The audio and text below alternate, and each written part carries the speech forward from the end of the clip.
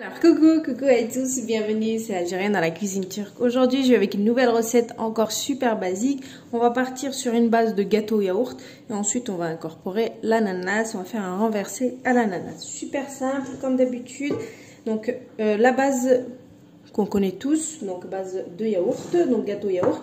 Donc deux pots, donc le même, enfin j'avais pas de yaourt nature, donc j'ai pris un pot que j'ai vidé. J'avais de yaourt nature de chez le Turc, donc j'ai pris un pot de yaourt nature, ok, je me suis fait bien comprendre, 2 pots de sucre, 3 œufs, un pot d'huile, un pot de noix de coco et 3 pots de farine. Voilà, donc un sachet de sucre vanillé, un sachet de levure chimique. Et après pour le reste on verra tout à l'heure. Allez, let's go devant notre récipient. Donc comme toujours, comme la dernière fois on avait fait celui aux pommes, on met tout d'un coup, on cherche pas à comprendre, on mélange et c'est bon, ok. Il n'y a pas d'ordre, faut mettre ci, faut faire ça. On va mettre tout, donc le pot d'huile, les 3 œufs, la noix de coco, donc un pot, donc 2 pots de sucre, la vanille, la levure chimique, mais vraiment tout, hein, vous n'avez pas, parce qu'on va mélanger après, puis ça, donc un pot de yaourt nature bien sûr. Moi, j'ai juste pris le pot pour les mesures. Parce qu'un pot de yaourt fait 125 grammes. D'accord? Donc, c'est juste pour le grammage, en fait. Ensuite, donc, un pot de yaourt nature et 3 pots de farine. Voilà, c'est tout. On mélange et c'est bon. Elle n'est pas belle, la vie? Allez, c'est parti.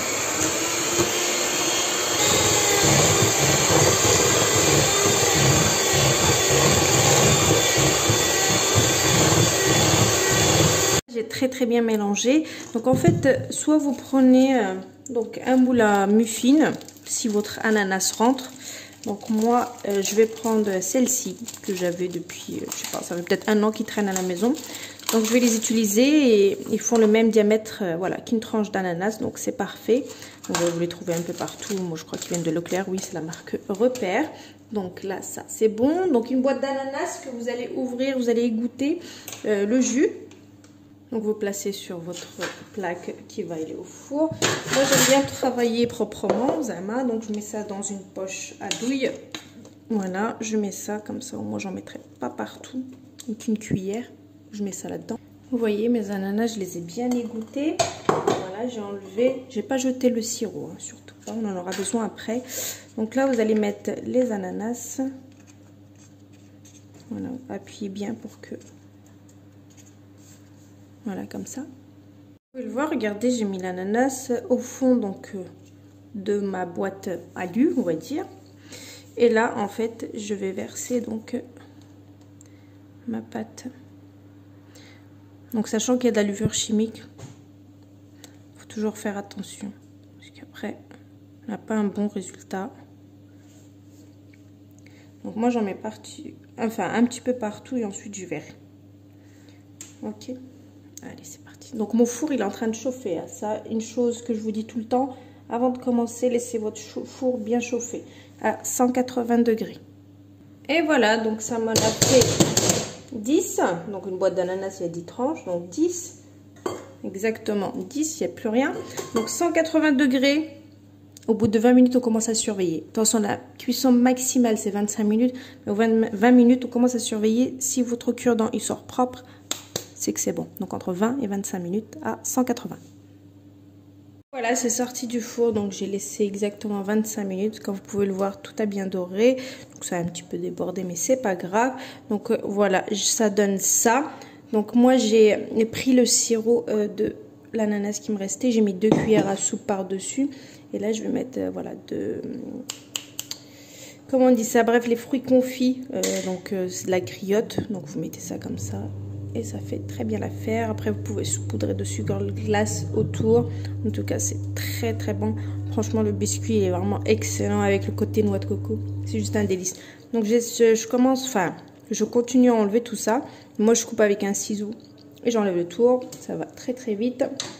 Si vous utilisez les mêmes trucs que moi. Parce que moi, j'avais pas le même diamètre de l'ananas. Voilà. Vous enlevez comme ça. Ça s'enlève très bien, vous voyez. Vous enlevez le tour et puis ça sera bon.